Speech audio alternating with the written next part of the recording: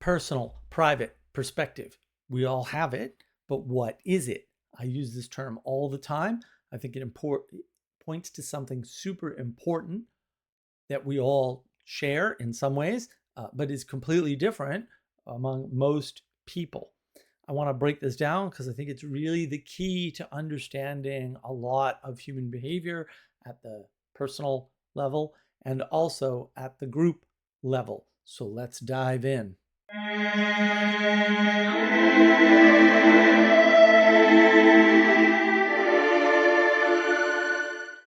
So, a personal private perspective, a lot of people are pointing at what I think is this label, right? I think obviously my label is better. That's what we're all about. Better labels, better language. Pastor Paul Vanderclay talks about the secret sacred self. That has a lot of overlap with personal private perspective. I think that because everyone has one, they get confused and they think, well, I have a perspective, other people have a perspective, I have this certain set of facts, they must have the same set of facts because we'll say they're accessible, but actually they don't necessarily. And the way you process facts is different based on your personal private perspective. So everyone has a personal private perspective, but they're vastly different in many cases, not in all cases. And that I think throws us off. And that's where the in-group, out-group tribalism sort of narrative starts, is in not understanding personal private perspective and our sort of desire to be with people with a similar personal private perspective on whatever the most important issue is. And the reason why that breaks down is because as more and more issues come up, and maybe the important issue of the day changed and you didn't notice, more and more disagreement is found within that personal private perspective. And the thing is, because they're all different and because everyone has one, we miss the more important fact. You are stuck in your personal private perspective. You don't have a choice about it. There are limitations, there are constraints that happen as the result of your personal private perspective. There's just no way around it. I've got constraints, you've got constraints, everybody else you ever know or ever will know or ever could know or ever look at in the past, every author, everyone has a personal private perspective that they're limited by.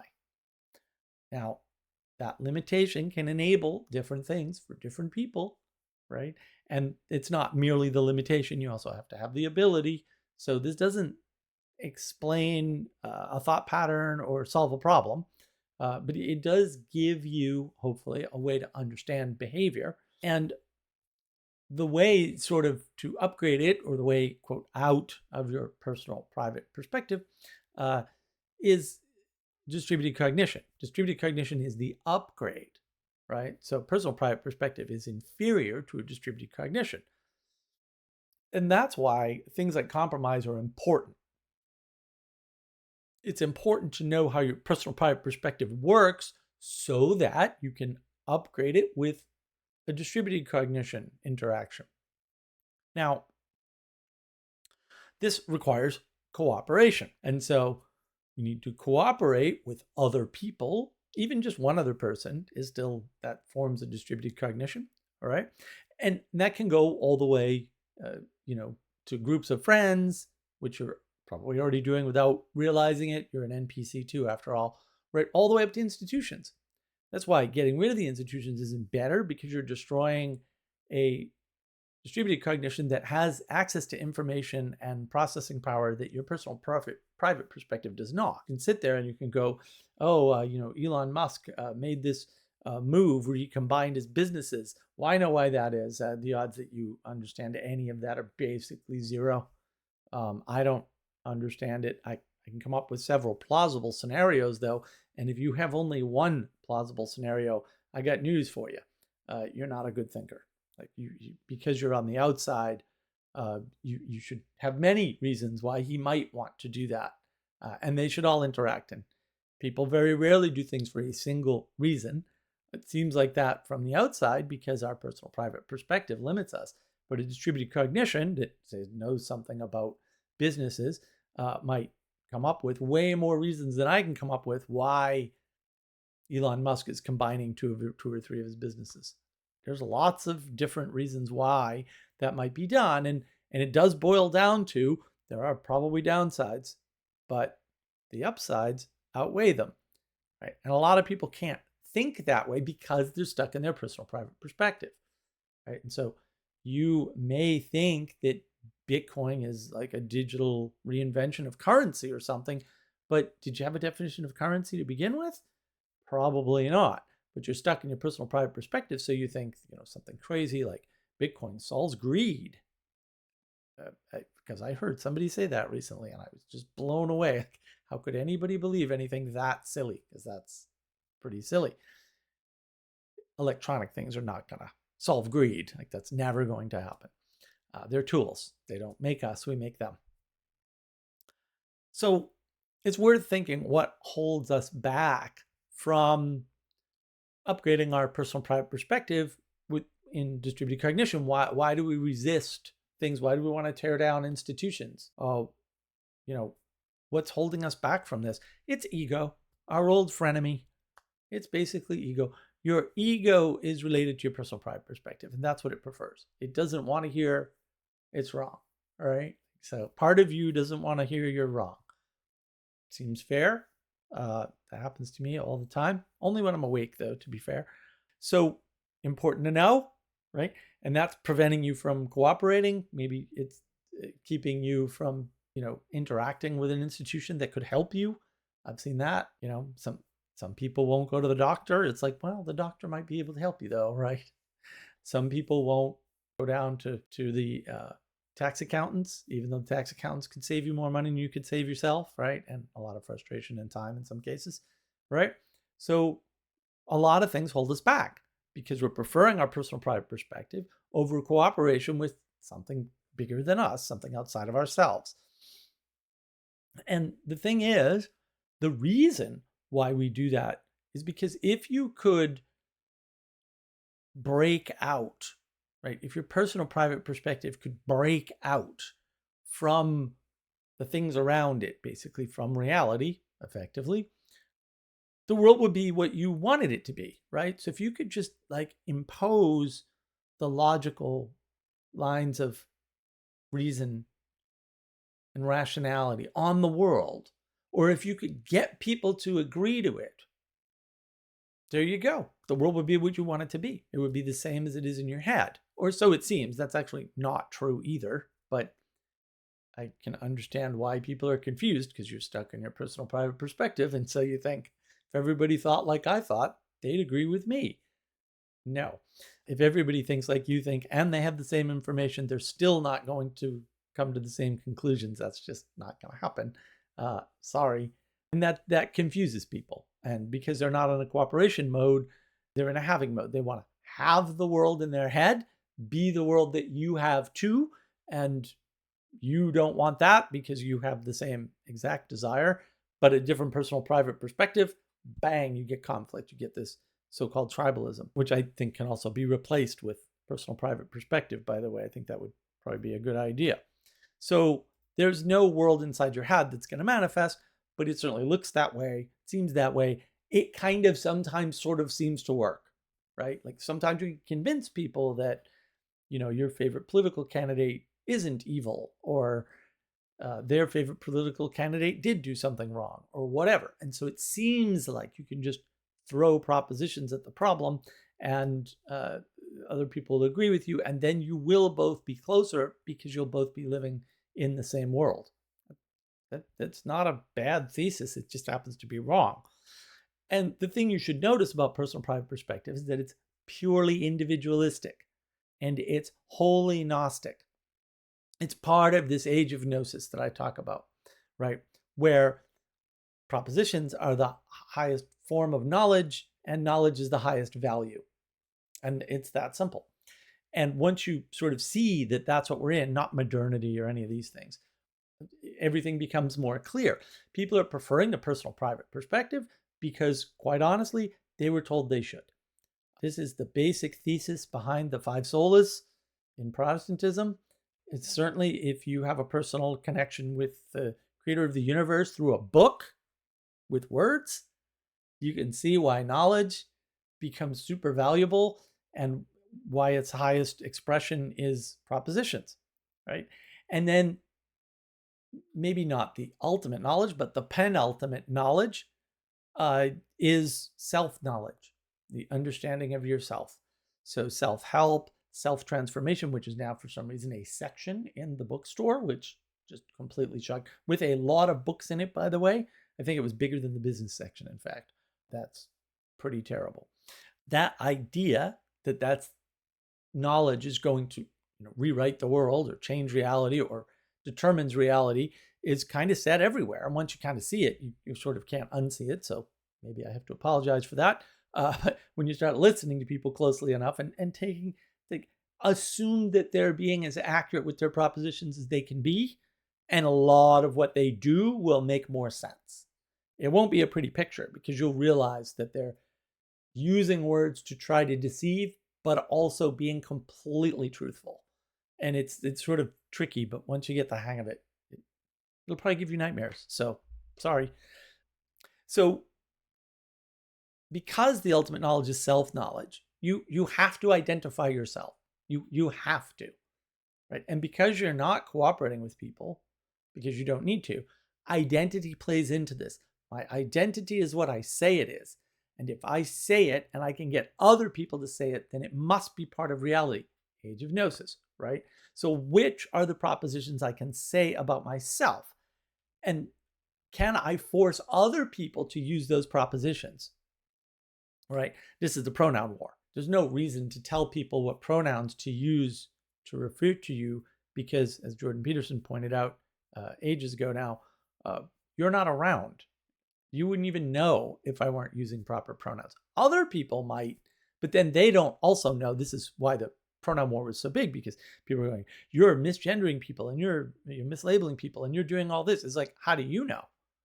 Right. And then, the only way to know is to go back to the source. Well, the source in this case is always the person with the personal private perspective who's trying to force that perspective, that reality through propositions onto the world. And again, once you see it, it's like, oh, wow, a lot of people's behavior makes more sense. And so if you want to understand this, you're instantiating the world you imagine through propositions, and by making other people use those same propositions, right? Because if we just all describe the world in the same way, according to these people's logic, this doesn't actually work, right? Then we'll all live in the same world. And this looks like LARPing. This is why I understand that people keep saying LARP, LARP, LARP, LARP, LARP. Yes, there are people LARPing. They are doing that. When you're trying to enforce word usage in the age of Gnosis, you are LARPing. Technically, that is true. When you are instead doing what I think I'm doing, I hope I'm doing, how well, I don't know, but I am trying. When instead you're trying to properly name things so that they fit in a coherent cosmological view or worldview, however you want to frame that, that's a different thing than LARPing. And the LARPers don't like people who frame things correctly because obviously that goes against what they're trying to do. Fair enough. Of course, the LARPers are also fighting each other, usually in groups, because people do sort into groups fairly nicely, and particularly in terms of thought. And one way to think about this is that manifesting movement, where you say it enough times and it becomes true, right? You ask the universe for money and the universe gives you money. That manifesting thing is just taken too far, like manifesting without constraints. Manifesting works fine if you're taking actions in the world and those actions are in alignment with the things you're wishing for. Yeah, I mean, certainly because the world is attention, according to Jonathan Pageau, which you have to be completely correct about. If you're saying over and over again, I'm looking for this opportunity or I'm looking for this thing in the world, and you're taking action in the world, pretty much any action, the odds that you'll find that thing go way up, right? And that's how manifesting works. It's just a trick of attention. Effectively, it's not an invalid trick. It's not a bad thing, but that's how it works. But when you take it too far with no constraints, like, you have to take action in the world to manifest, then you have a problem. And so it looks like LARPing. It is LARPing. It's not working because reality doesn't care what you think or what propositions you put out there. It's just not interested. And of course, because we have this personal private perspective and we're preferring that over this distributed cognition, which requires cooperation, you end up contributing to the intimacy crisis, right? Where you don't have a sense of quality relationships. Qualities of relationships are not in your world because propositions are terrible at being able to express qualities. This is famous. People have been writing about this for thousands of years, actually, right? There's no way to convey in words how I feel about somebody I love. There's just no way to do it. I mean, you can kind of approximate it, sort of, maybe, right? There's no way to convey how much I love a particular food. It's not possible. Also, how much I dislike a particular food. Some people eat broccoli. I find this offensive. I think it should be banned, right? It's hard for me to express how much I hate broccoli. I'm sorry.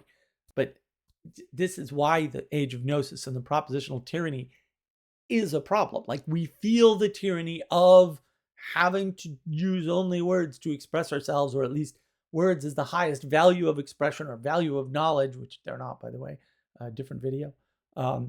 And because of this splitting apart, where we're preferring our personal private perspective, our ego is sort of has hold of us, it splits the world into fantasy groups with something in common, right? So you might think waifu is cool, or some kind of anime, or maybe you think it's cool to just be able to swap your gender whenever you want, right? Or maybe you don't think that's cool, but you want to be considered the actual other gender, right? And it turns out that these formulations cause conflicts and problems because they're not ordered. In other words, they devolve into chaos because they are the creators of the chaos. Once you eliminate the structure of something like man and woman, right, or male and female, both of those, they're separate, by the way, then chaos ensues because you've destroyed the proper expression of the created order. And there's really no way around that. Like, you just can't say words and have the world be the way you want. That's called magic. By the way, very few magical systems are words only. Wingardium Leviosa, right? Like, you still need the wand. And the flick. It's got to be, the flick has to be correct too, right? And so you're only doing part of it anyway, and you're expecting that to work. That's Age of Gnosis, right? Propositions is the highest value, knowledge expressed by those propositions, and that's what moves the world somehow. Nonsense, utter nonsense. That's the chaos we're living through, and we have been for a while, for a very long time, right? And the thing about these small fantasy groups that get formed around cosplay or whatever nonsense, whatever side convention there is, or Comic-Con or whatever, that happens at the expense of the larger groups that are able to move the needle. So you could look at political groups, right? Politics is a bad frame. I talk about that all the time. But the political grouping is an attempt to get to the larger group of, quote, humanity, right? So the humanists are all about politics. Well, we have to get rid of the left-right dichotomy. It's like, well, it's a dichotomy, so it doesn't exist, by the way. That's the better way to think about it. And once you sort of understand, oh, it's a dichotomy and dichotomies don't exist, you can go, well, why are we having this discussion if dichotomies don't exist? Why do we have to get rid of it? We don't. We can just ignore it. Like, you can just say, yeah, that's just bad framing. It's wrong. Let's move on, right? You can do that. I do that. Right? It's not that hard, right? That would get upgraded by humanism, and it gets downgraded by cosplay and fandom and all those things, right? Of course, there's probably a better way that was already developed over a couple thousand years of all getting together in our disagreements, but finding something higher than ourselves to agree with. In other words, something bigger than our personal private perspective, and bigger than the personal private perspective of others, and bigger than the shared personal private perspectives, and bigger than the distributed cognitive personal private perspectives, right? This distributed cognition that happens, bigger than all of that, right? That's probably called church. It's not that hard. I hope you kind of figured out that's where this had to lead up to. That's what ultimately is, we'll say, the ideal distributed cognition for getting you out of it. The cost is order, right? Structure. And if you see order and structure as tyrannies, which they most certainly are not, a tyranny is when a single leader will say, or a single group of leaders acts in their own best interest, also to the detriment of the group. It has to be both. One won't cut it, right? If you're just acting to the detriment of the group, then you're just a destructive bad actor like Stalin. If instead you're sacrificing the group for your own self-aggrandizement, that's Napoleon, that's tyrannical. And so you can see the way these things interact. The personal private perspective, preferring that over the group, is a tyranny. When you're a single person, we'll say without influence in the world, or doesn't have a lot of momentum, maybe wasn't born into a class with a lot of momentum or a family with a lot of momentum within that class, then you are trying to tyrannize the world with your personal private perspective by flinging out these propositions that are supposed to be the knowledge that other people are forced to go along with, are forced to cooperate with, are forced to basically do what you say. That's what the pronoun argument is all about. Hopefully it's over, but I'm not going to say that it is, because I think these people are ridiculous optimists. And even if that one's over, the next one's coming, because you haven't noticed the problem is personal private perspective and not ideology or wokeness. Those are problems, but the fact that you can have an ideology is wrapped up in personal private perspective. It's not, you don't get rid of one and then not get another one. That doesn't happen. I mean, you might get rid of one by swapping it out for a religion. That would be an improvement, but nobody likes that answer. So we're just swapping one ideology for another and calling it good. This is why there's a fight over liberalism and classical liberalism and humanism, and we all agree that humanists are bad, but we want to live in a Christian culture. What? But you don't want to go to church and contribute to it. Oh, I see. Well, that makes a lot of sense now, doesn't it? Oh, no, wait, that makes no sense at all and probably puts you on team bad. Just saying. So these are all based around the personal private perspective. And once you use that framing to sort of see the world, it'll be better. And the caveat is, once you use that framing, you have to use it on yourself first. Oh, I'm stuck in a personal private perspective. There's things about the world that I don't see, right? You have to recognize that the technical name, the accurate, precise, consistent, and reliable name for the things that you don't see in the world, right, is almost everything. Okay? Almost everything. I'm sorry, the world is just that big and you are just that small. I have no idea what's going on in the Alps right now, or in any country in Africa, or anywhere in India, or China, or I could go on, right? I don't know what the weather's like right? I'm not even entirely sure what the weather's like where I live right now, because I haven't actually been outside yet. So the number of things I don't know is overwhelmingly large. And I'm okay with that. I'm okay with that because I have a sense for that fact. And I say, oh, what can I learn from others and their personal private perspective? And yes, once you understand the personal private perspective, you can, oh, well, there must be things they're blind to too. Yes. Once you figure out what those things are, their perspective becomes much more useful to you, right? Now, not everybody can do that, and that's okay. But if you can do that, when they give you a perspective and you can see their bias, and maybe not all their biases, but you can see the bias in what they're talking about, the access that you have to the world gets exponentially larger, right? Because you don't want to take in information from another person's personal private perspective until and unless you know what their bias is. Then it's super valuable. And look, I hope you guys found this super valuable. And I do appreciate you giving it your time, energy, and attention.